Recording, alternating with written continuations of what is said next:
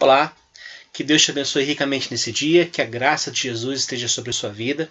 Hoje eu queria meditar com você sobre um dos salmos, Salmo 42, versículo 1, que diz assim: Como suspira a corça pela corrente das águas, assim por ti, ó Deus, suspira a minha alma. A minha alma tem sede de Deus, do Deus vivo. Quando irei e me verei perante a face de Deus? As minhas lágrimas têm sido o meu alimento dia e noite, enquanto me dizem continuamente: o teu Deus, onde está? Lendo-me dessas coisas, e dentro de mim se derrama a alma, de como eu passava com a multidão do povo e os guiava em procissão à casa de Deus, entre gritos de alegria e louvor, multidão em festa. Por que estás abatida, ó minha alma? Por que te perturbas dentro de mim? Espera em Deus, pois ainda o louvarei a Ele, meu auxílio e Deus meu. Sinto abatida dentro de mim a minha alma. Lembre-me, portanto, de ti nas terras do Jordão, e no Monte Hermon, e no outeiro de Mizar. Um abismo chama outro abismo ao fragor das tuas catatupas. Todas as tuas ondas e vagas passaram sobre mim. Contudo, o Senhor, durante o dia, me concede a sua misericórdia, e à noite comigo está o seu cântico, uma oração ao Deus da minha vida. Digo a Deus, minha rocha: por que te esqueceste de mim? Por que hei de andar eu lamentando sob a opressão dos meus inimigos? Esmigalham-me os ossos quando os meus adversários me insultam, dizendo e dizendo: o teu Deus onde está?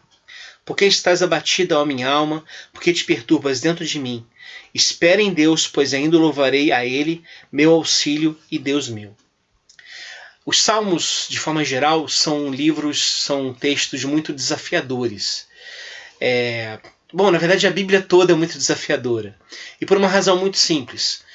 O texto bíblico não é um texto idealizado. Ou seja, não é um texto que rejeita as crises ou esconde as coisas da vida. Ao contrário, a Bíblia fala do que a vida é. E ela fala do ser humano como o ser humano é.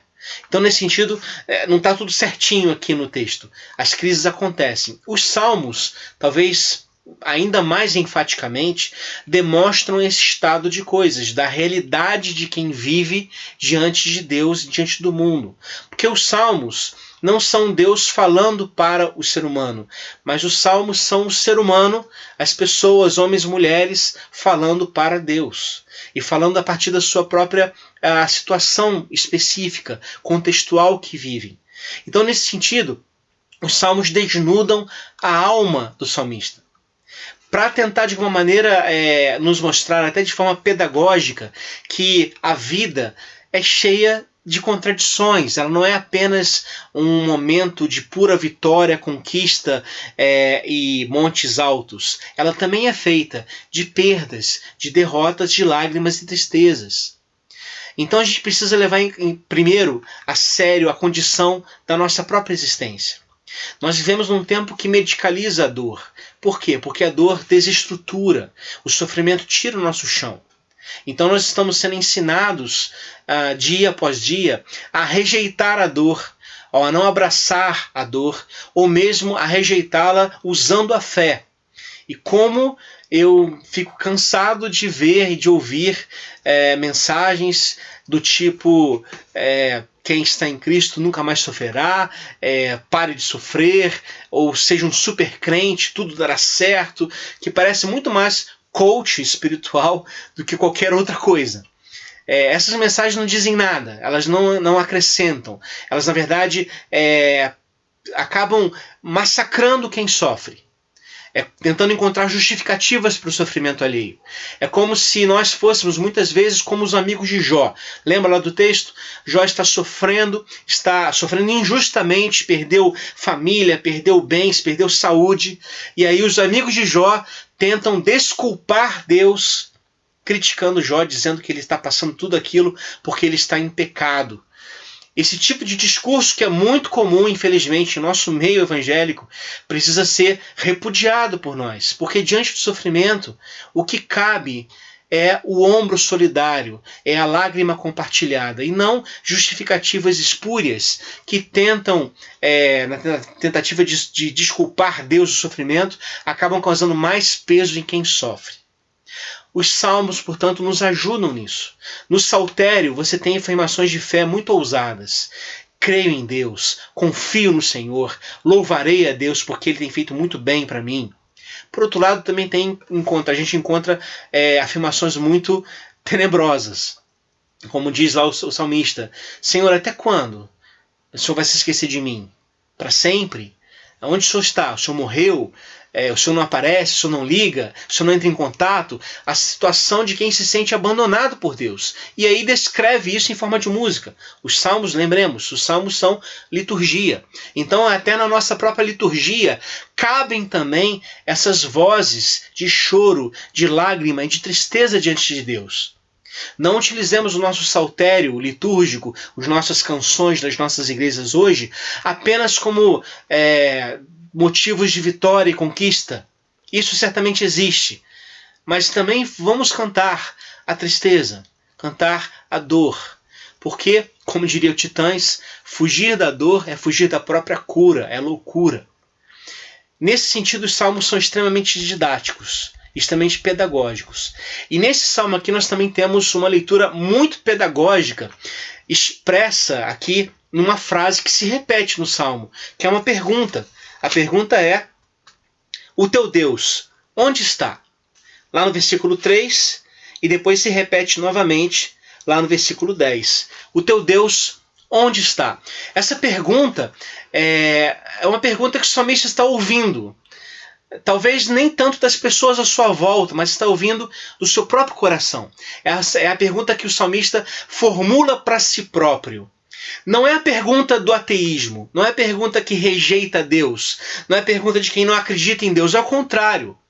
Essa pergunta, ela só existe porque se crê em Deus, porque se acredita em Deus, porque se espera em Deus. E aí, ao não ter essa resposta imediata a esse desejo, vem a questionamento: onde está Deus? Onde está Deus?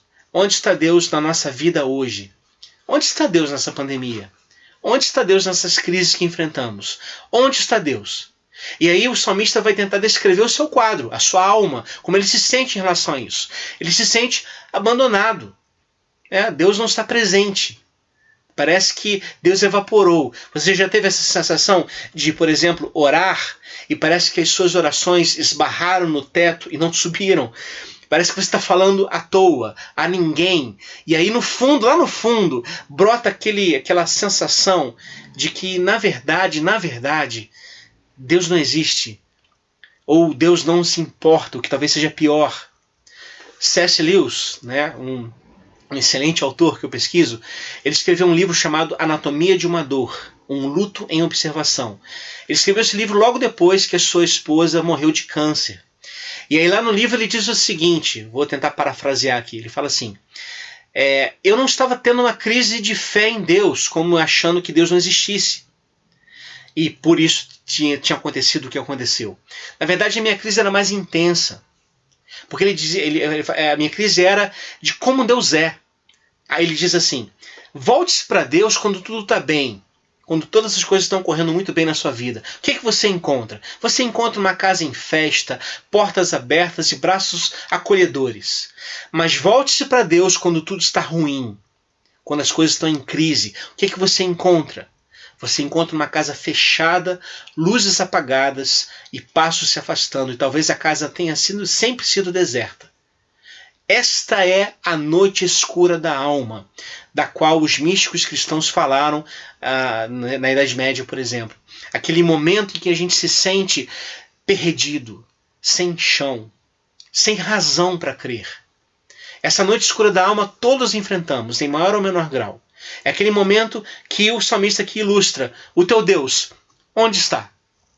Essa é a crise que a gente enfrenta, um quadro terrível. E ele diz que não apenas se sente abandonado por Deus, como também se sente que o que vem acontecendo em sequência na sua vida é como se fossem vagas, ondas que o esbarram, que o derrotam. Como a gente leu lá no versículo 7. Diz assim: um abismo chama outro abismo. Ao fragor das tuas catatupas, das tuas ondas, das tuas vagas, todas as tuas ondas passaram sobre mim. A percepção que ele tem é de que o mundo não tem sentido e uma coisa atrai a outra, no sentido de que a crise só se agrava, a crise só piora. Parece que não tem mais horizonte de escolha, de escapatória. Parece que olhar para o horizonte é olhar para o nada, porque não tem nenhuma chance do que a gente pode fazer a partir disso. Bom, nós todos vivemos momentos assim, em maior ou menor grau. Atualmente, em função do que vivenciamos como sociedade, essas crises certamente estão presentes. E essa pergunta certamente está presente. Onde está Deus? Essa pergunta não precisa ser rejeitada. Você não precisa se mostrar o super-herói da fé para agradar a Deus. Se essa pergunta está no seu coração, faça como o salmista fez. Coloque ela para fora. Onde está Deus? Mas faça como o salmista fez. Coloque essa pergunta para fora diante de Deus. A minha alma suspira por Deus, como água em terra seca, em deserto. Diante disso, Senhor, onde está o Senhor? Clama a Deus. Como o profeta Abacuque diz, por exemplo, quantas vezes eu vou clamar violência e tu não me escutas? Esse é o clamor, não de quem perdeu a fé, é o clamor dos profetas, é o clamor de quem crê, de quem acredita, e justamente porque acredita que Deus é bom, que Deus é soberano, se questiona, onde está Deus nessa história? Então, não rejeite essa pergunta a priori. Ela não te faz um cristão de segunda classe. Ao contrário, ela te coloca no mesmo nível de profetas como Jeremias, Abacuque, Isaías e o próprio Jesus de Nazaré, que no Getsemane questiona, né? Deus, Pai, se for possível, passe de mim esse cálice. E na cruz vai chegar ao extremo de dizer, Deus meu, por que me abandonaste? Essa sensação de abandono é uma sensação humana. E eu não quero, na verdade, falar aqui sobre a crise em si, sobre essa sensação que nós, como eu disse, vivenciamos em maior ou menor grau. Eu quero falar do como o salmista atravessa essa crise. Ou seja, eu quero falar muito mais de como ele se porta, qual é a postura do salmista diante desses momentos de crise. E aí eu queria focar, em primeiro lugar, no versículo 1 e 2. Diz lá o texto. Como suspira a corça pela corrente das águas, assim por ti, ó Deus, suspira a minha alma. A minha alma tem sede de Deus, do Deus vivo. Quando irei e me verei perante a face de Deus? Há duas questões aqui importantes para a gente lidar. Primeiro que a corça é um animal muito frágil. Não é um animal forte. A corça não foi feita para viver em desertos sem água, por exemplo. E aqui, na narrativa, a sensação que a gente tem é de que esse salmista está num deserto. Está precisando de água. A corça é frágil. Isso significa dizer, gente, que nós também somos chamados à fragilidade. A fragilidade não é pecado. A fragilidade é condição inerente ao ser humano. O apóstolo Paulo, por exemplo, diz que nós somos vasos de barro. Vasos de barro, gente, quebra com facilidade enorme. Vaso de barro racha muito rapidamente. Nós não somos vasos da dinastia Ming ou vasos de ricos. Nós somos vasos de barro. E vaso de barro quebra. E às vezes se quebra e se machuca e é difícil a gente se recuperar.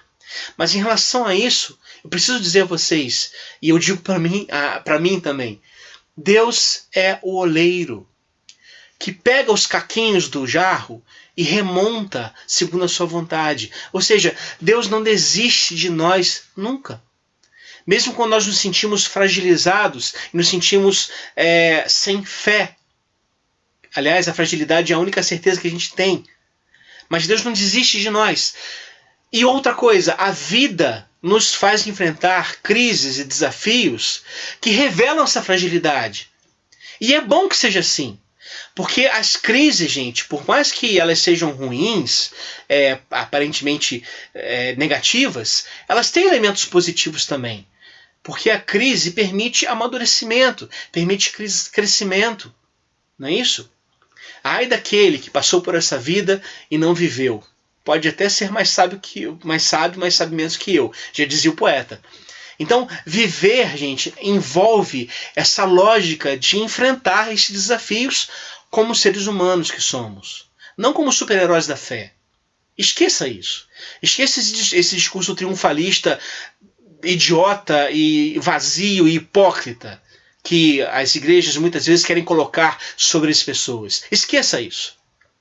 A vida é a vida e continua sendo a vida que a gente vive, com altos e baixos, com conquistas e derrotas. Mas é vida de Deus. É vida. Tá legal? E nesse sentido a gente precisa relembrar quem somos. Nós somos chamados a ser frágeis. O apóstolo Paulo, novamente, ele fala com muita clareza isso. Ele diz, quando eu sou fraco na fé, ou seja, quando eu sou fraco, aí é que eu sou forte. Por quê? Porque ele sabe que os nossos recursos não estão em nós mesmos, estão em Deus. Em Deus que nos estabelece, que nos coloca de pé. Deus é o caminho para que a gente passe por esses desertos de crise, mesmo com a fragilidade de uma corça, mas passando, ansiando por essa água de Deus que vem a nós. A segunda coisa que o salmista faz nesse salmo é lembrar, na verdade, da própria história da relação de Deus com o seu povo. Quando ele cita lá no finalzinho do versículo 6, lembro-me, portanto, de ti nas terras do Jordão, no monte Hermon, no outeiro Mizar. Esse Mizar é um monte, possivelmente, um monte pequeno, de onde nasce o Rio Jordão. Então ele está dizendo o seguinte, olha, eu me lembro de quem é o Senhor. Deus se revelou ao povo de Israel. Deus fez com que o povo atravessasse o Jordão. Deus se mostrou a partir da lei de Moisés lá no Hermon. Ou seja, Deus está se mostrando a nós. E essa perspectiva nos torna mais propícios a confiar nesse caráter de Deus que se revela a nós. Não questione nas trevas o que você aprendeu de Deus na luz. Porque as trevas e a luz são a mesma coisa para Deus. E se a gente, mesmo que a gente construa nossa casa lá no fundo do abismo, Deus está conosco. Essa leitura que transmite paz a nós, dessa perspectiva de vivenciarmos uma fé madura, uma fé que passa por esse momento, sem rejeitar a própria fragilidade, mas confiando que Deus é quem Ele disse ser. E Deus é bom, Deus é fiel. Jesus disse que nunca nos deixaria. Não é isso? Ele disse, lembra do que ele disse lá no Evangelho? Estou com vocês todos os dias, até a consumação dos séculos. Você sabe o que significa, teologicamente falando, a expressão todos os dias? Significa todos os dias. Todos os dias. Dias de luta, dias de vitória, dias de derrota, dias de alegria, de tristeza, dias de vida, dias de luto. Todos os dias o Senhor está conosco. Então, na verdade, Deus não deseja que a gente sobrevoe as tempestades da vida. Não tem o menor interesse nisso. As tempestades fazem parte da vida. O que Deus faz é passar com a gente nessa tempestade. É seguir conosco. E aí, o ciclo desse deserto, ele se completa. E aí, o ciclo da crisálida, né, de onde a lagarta vira uma borboleta, se completa. E nós temos uma percepção mais madura de Deus. Ok? E a gente então precisa perceber essa leitura que o salmista faz. Apesar de descrever como ele está se sentindo, todas as questões que ele está se sentindo, o salmista afirma com todas as letras uma pergunta que ele faz para si mesmo. Por que estás abatido, a minha alma? Por que te perturbas dentro de mim? Espera em Deus, pois ainda o louvarei, a Ele, meu auxílio e Deus meu. Sempre há um ainda na nossa relação com Deus. Nunca é nada definitivo. Nunca é nada acabou. Sempre há um ainda. Ainda há a chance de voltarmos à presença de Deus. Ainda há a chance de nos reconstruirmos como pessoas. Ainda há a chance de recuperarmos a relação com os nossos filhos. Ainda há chance, ainda há possibilidades. Porque o Deus que nós servimos é um Deus que é especialista em juntar os caquinhos que nós somos e formar mosaicos belíssimos. Essa aqui é a leitura que o salmista nos apresenta. E ele termina justamente dizendo o que nós precisamos fazer nesse momento de crise. Espera em Deus. Espera. Esperar é uma ação difícil para nós. Mas espera em Deus, pois ainda o louvarei, a Ele, meu auxílio e Deus meu. em termos não bíblicos, mas igualmente musicais, o que o salmista está dizendo basicamente é que nós precisamos aprender a beleza de sermos um eterno aprendiz. Não é isso? E cantar, e cantar, e cantar essa beleza de sermos eternos aprendizes. Porque a gente sabe que a vida podia ser bem melhor, não podia? Podia. E será. Olha que afirmação profética. Mas isso não impede que a gente já repita hoje. A vida é bonita, especialmente vivida junto a Deus e buscando a Deus como a corça busca as águas. Que Deus te abençoe nesse momento de crise, que você fique em paz, que você durma em paz, que você acorde em paz. Por quê? Porque Deus está conosco. Isso não é a ausência de risco e de perigo, tá bom? Isso não é a história de que a vida agora é um paraíso. Não, a vida é a vida. Os riscos acontecem, os perigos existem. Mas nós temos a presença de um bom pastor que segue conosco, mesmo em meio às trevas, à dificuldade, à morte, à tristeza e ao luto. Deus está conosco. Deus segue com a gente. Isso é muito importante a gente reconhecer, porque isso aqui nos garante uma vida de paz, uma vida com tranquilidade, uma vida de fé, ok? Uma vida de fé que não rejeita a nossa própria fragilidade, como eu disse, mas que é capaz de descansar nos braços de Deus. Que Deus te abençoe ricamente, em nome de Jesus.